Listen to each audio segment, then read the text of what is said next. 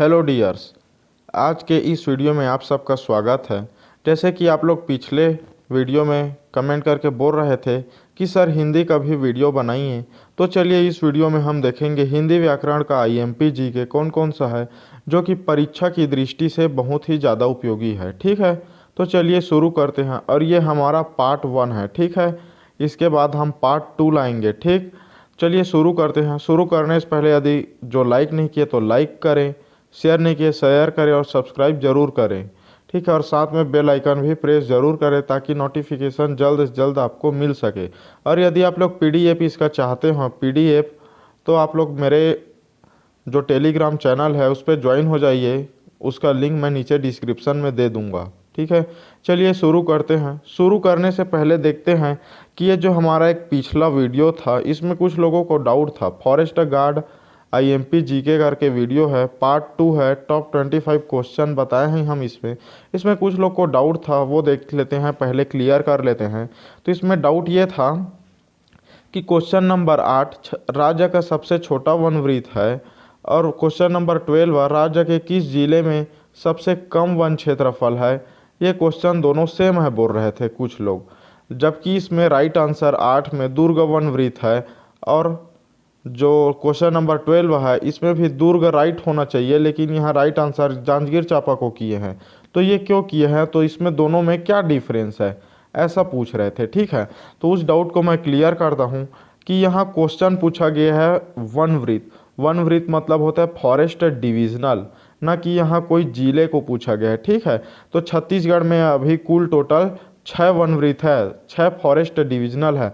जैसे 5 संभाग है ना छत्तीसगढ़ में, वैसी 6 फॉरेस्ट डिविजनल है। उनमें से पहला है दुर्ग वन वृत्त, ठीक है, फिर रायपुर वन वृत्त, फिर कांकेर वन वृत्त, फिर सरगुजा वन वृत्त। 4 दिया हुआ है ऑप्शन। तो इसमें का जो सबसे छोटा वन वृत्त है वो है दुर्ग वन वृत्त, इसलिए यहाँ लगाया हुआ है टिक दुर्ग वन वृत्त को राइट आंसर में। ठीक है, लेकिन क्वेश्चन नंबर 12 में बोला है कि किस जिले में बोला है ना कि फॉरेस्ट डिविजनल बोला है। ठीक है, सबसे कम वन क्षेत्रफल है, तो इसमें जिले में बोला है, तो जिले में सबसे कम वन क्षेत्रफल जांजगीर चांपा में है। ठीक है, दुर्ग जिले में इससे ज़्यादा वन क्षेत्रफल है। ठीक, तो चलिए अब शुरू करते हैं इसको हिंदी का व्याकरण महत्वपूर्ण जीके को। यदि इसको जिस लोग को समझ में नहीं आया होगा उन लोग मेरे को कमेंट करके बताइए। ठीक है, उसका डाउट फिर से क्लियर कराया जाएगा। चलिए शुरू करते हैं क्वेश्चन नंबर फर्स्ट से। देखते हैं क्या है क्वेश्चन नंबर फर्स्ट। रस के संस्थापक आचार्य कौन है। रस, तो रस तो आप लोग जानते होंगे क्या है। रस किसी काव्य या पंक्ति को पढ़ने या सुनने में, ठीक है, जो पढ़ने वाले या सुनने वाले को आनंदमयी अनुभव होता है। ठीक है, आनंदमयी क्या होता है, अनुभूति होती है, उसे ही रस कहते हैं। ठीक, इसमें दिया है option A Abhinav Gupta, B Vishwanath, C Vaman, D Bharat Muni. ठीक है, तो इसका जो राइट आंसर है वो है डी भरत मुनि। ठीक है, रस कितने प्रकार के होते हैं, रस 10 प्रकार के होते हैं। ठीक है, रस की स्थायी भाव 9 होते हैं। ठीक, लेकिन जो वात्सल्य रस है उसका स्थायी भाव वात्सल्य या ममत्व कर दिया गया है। ठीक है, लेकिन वो स्थायी भाव का भी पूर्ण उसको नाम नहीं मिला है, केवल उसको दर्जा बस मिला है। ठीक है, चलिए अब देखते हैं क्वेश्चन नंबर 2। तत्सम शब्द कहते हैं, तो तत्सम शब्द किसको कहते हैं। ए दिया है किसी भाषा के मूल शब्द को, बी दिया है शब्द के विकृति रूप को, सी दिया है जिनकी कोई व्युत्पत्ति नहीं होती, डी दिया है उपयुक्त सभी। ठीक है, तो इसका जो राइट आंसर है वो है ए किसी भाषा के मूल रूप को, ठीक है, मूल शब्द को तत्सम कहते हैं। ठीक है, इसको तत्सम कहते हैं। लेकिन किसी शब्द के विकृति रूप को क्या कहते हैं, तद्भव कहते हैं। ठीक, किसी शब्द के विकृति रूप को तद्भव कहते हैं। चलिए अब नेक्स्ट देखते हैं क्वेश्चन नंबर 3। निम्नलिखित में से कंठव्य व्यंजन है। कंठव्य बोला है ना, मतलब जो कंठ से उत्पन्न होता है, कंठ से। ठीक है, कंठव्य, तो ऑप्शन ए है ठ, बी है द, सी है ग, डी है बा। ठीक है, तो आप लोग के पास चलिए 2 सेकेंड है, 2 सेकेंड में कमेंट करके बताइए इसका उच्चारण करके क्या है राइट आंसर। ठीक है, तो 1 2। ठीक, आप लोग नहीं बताए होंगे तो रहने दीजिए। इसका जो राइट आंसर है वो है ग। ग है, उच्चारण करके देख लीजिए, ग का उच्चारण कंठ से हो रहा है, इन तीनों का उच्चारण कंठ से नहीं हो रहा है। ठीक है, इसका राइट आंसर सी ग है। नेक्स्ट देखते हैं क्वेश्चन नंबर 4, सोरठा के विषम चरणों में कितनी मात्राएं होती हैं? तो सोरठा और दोहा, ठीक है, ये क्या है, सोरठा और दोहा छंद है। ठीक, तो इसका जो मात्रा वाला है वो क्वेश्चन आता ही आता है। ठीक, सोरठा और दोहा का, तो दोहा का छंद का हम नेक्स्ट में लेके आएंगे, सोरठा का इसमें लाए हैं। ठीक है, तो देखते हैं option A 11, B 10, C 13, D 12। तो इसका जो राइट आंसर है वो है ए 11। 11 इसका राइट आंसर है, क्योंकि सोरठा के विषम चरण में 11 मात्राएं होती है। ठीक, चलिए देखते हैं क्वेश्चन नंबर नेक्स्ट 5, दुर्नीति का संधि विच्छेद है। तो दुर्नीति है, इसका संधि विच्छेद क्या है? ऑप्शन दिया हुआ है द प्लस उर नीति, ठीक है, द प्लस उर नीति, बी है दु प्लस नीति, सी है दु प्लस नीति, और डी है उपयुक्त में से कोई नहीं। तो इसका जो आंसर है वो है दु प्लस नीति, दुर्नीति। ठीक है, दु प्लस नीति, दुर्नीति, ये इसका राइट आंसर है। ठीक, अब देखते हैं क्वेश्चन नंबर 6, निम्नलिखित में शब्दालंकार कौन सा है? ठीक है, तो शब्दालंकार क्या होता है ये तो आप लोग जानते होंगे, नहीं जानते हो चलो मैं बता देता हूँ कि किसी काव्य या पंक्ति में शब्द के कारण, ठीक है, शब्द के कारण कविता के सौंदर्य का चमक या उसका चमत्कार, उसका सौंदर्य जो बढ़ जाता है, ठीक है, कविता में उसका सौंदर्य बढ़ जाता है, उसे शब्दालंकार कहते हैं। ठीक है, मतलब शब्द के कारण। ठीक, तो इसमें जो ऑप्शन दिया है ए रूपक, बी उल्लेख, सी अनुप्रास, डी अतिशयोक्ति। तो इसमें का राइट आंसर अनुप्रास अलंकार है, क्योंकि अनुप्रास अलंकार में क्या होता है कि किसी वर्ण की बार बार आवृत्ति हो, ठीक है, उसे अनुप्रास अलंकार कहते हैं। जैसे कि चरु चंद्र की चंचल किरणें खेल रही थी जलथल में, ठीक है, तो इसमें च वर्ण की बार बार आवृत्ति हुआ है, इसलिए क्या है, अनुप्रास अलंकार है। लेकिन इसमें क्या है, शब्द जो चरु चंचल की किरणें खेल रही थी जलथल में, इसका जो शब्द है च से चालू हो रहा है, ठीक है, तो इसलिए इसमें कौन सा अलंकार दिख रहा है, शब्दालंकार। ठीक, क्योंकि शब्द के कारण इस कविता का सौंदर्य और जो चमत्कार दिखाई दे रहा है उसी को ही बोलते हैं शब्दालंकार। ठीक, चलिए नेक्स्ट देखते हैं क्वेश्चन नंबर 7, ये चीज़ें तुम्हारा जी ललचाती है, इस वाक्य में ललचाती है निम्न में से किस क्रिया का उदाहरण है? ठीक है, तो इसमें से ऑप्शन दिया हुआ है ए सकर्मक, बी पूर्वकालिक, सी अकर्मक, डी प्रेरणार्थ। ठीक है, तो इस क्वेश्चन को पहले ध्यान से समझो, ये चीज़ें तुम्हारा जी ललचाती है बोल रहे हैं ना, तो ललचाती है, ठीक है, ये ललचाती है निम्न में से किस क्रिया का उदाहरण है? सकर्मक, पूर्वकालिक, अकर्मक, प्रेरणार्थ। ठीक है, तो इसका जो राइट आंसर है वो है सकर्मक। ठीक, अब देखते हैं क्वेश्चन नंबर 8, माधुर्य गुण का किस रस में प्रयोग होता है? ठीक है, तो यहाँ रास लिखा गया है, ये है रस। रस का परिभाषा मैं बताया हूँ, सुन ही होंगे, एक बार और रिपीट कर दे रहा हूँ।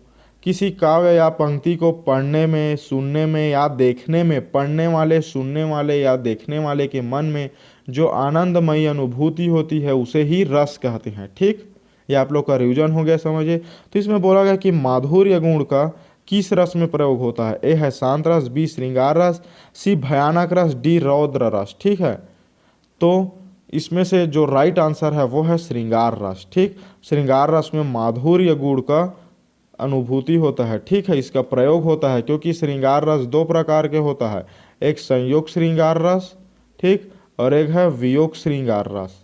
ठीक है, चलिए अब इसका जो स्थायी भाव वो है रति, रति इसका स्थायी भाव है। ठीक, चलिए देखते हैं क्वेश्चन नंबर 9, जहाँ बात किसी एक आशय से कही जाए और सुनने वाला उसके भिन्न दूसरा अर्थ लगा दे, वहाँ कौन सा अलंकार होता है? ठीक है, वहाँ कौन सा अलंकार होता है बोला है, मतलब जहाँ बात किसी एक आशय से कही गए और सुनने वाला उसे भिन्न दूसरा अर्थ लगा दे, तो वहाँ कौन सा अलंकार होता है?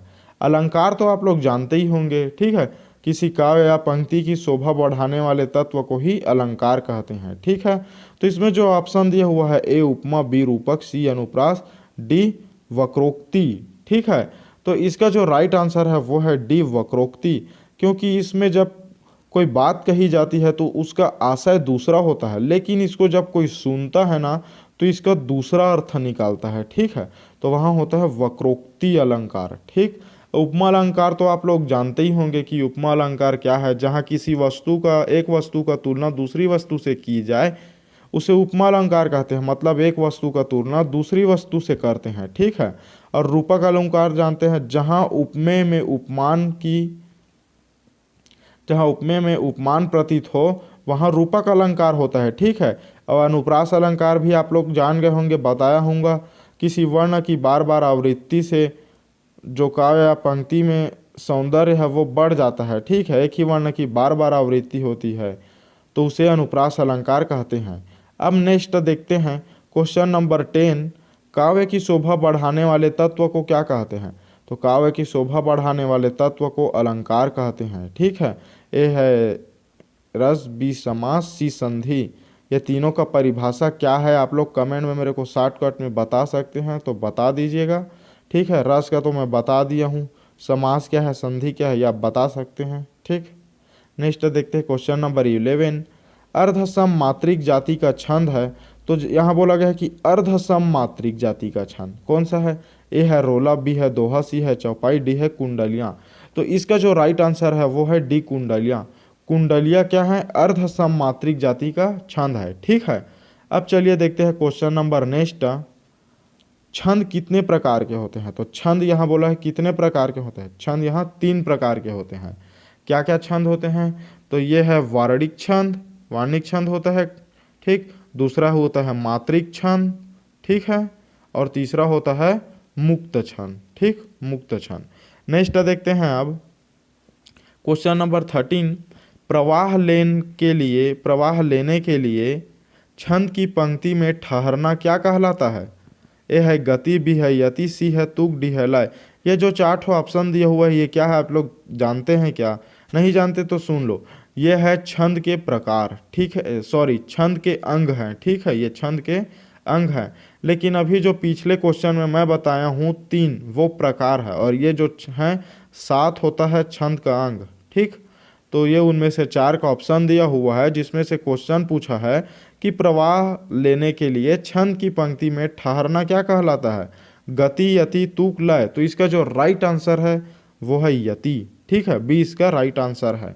अब चलिए देखते हैं क्वेश्चन नंबर नेक्स्ट, नीचे दिए विकल्पों में से कृत प्रत्यय वाला शब्द है। कृत प्रत्यय बोला है ना, कृत प्रत्यय क्या है इसको हम नेक्स्ट स्लाइड में देखते हैं। इसमें ऑप्शन ए है चतुराई, बी है बचत, सी है मूलतः, डी है भलाई।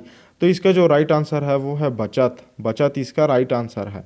अब ये राइट आंसर क्यों है ये चलिए देखते हैं।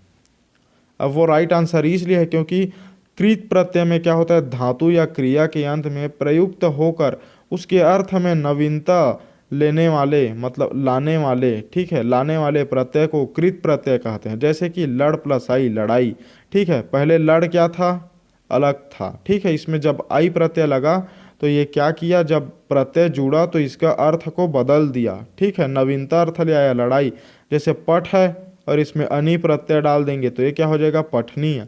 तो यही है, मतलब अनीय जुड़ने से इसका जो नवीनतम रूप है उसमें परिवर्तन हो गया। ठीक है, तो ये कौन सा प्रत्यय है, कृत प्रत्यय है। कृत प्रत्यय, स्त्री प्रत्यय, ये तो आप लोग जानते ही होंगे। स्त्री प्रत्यय क्या है, जहाँ पुरुष शब्द में क्या होता है, ऐसा प्रत्यय लगाया जाता है जिससे कि वह स्त्रीलिंग हो जाता है, उसे ही स्त्री प्रत्यय कहते हैं। ठीक है, अब चलिए नेक्स्ट देखते हैं क्वेश्चन नंबर 15, चिड़िया।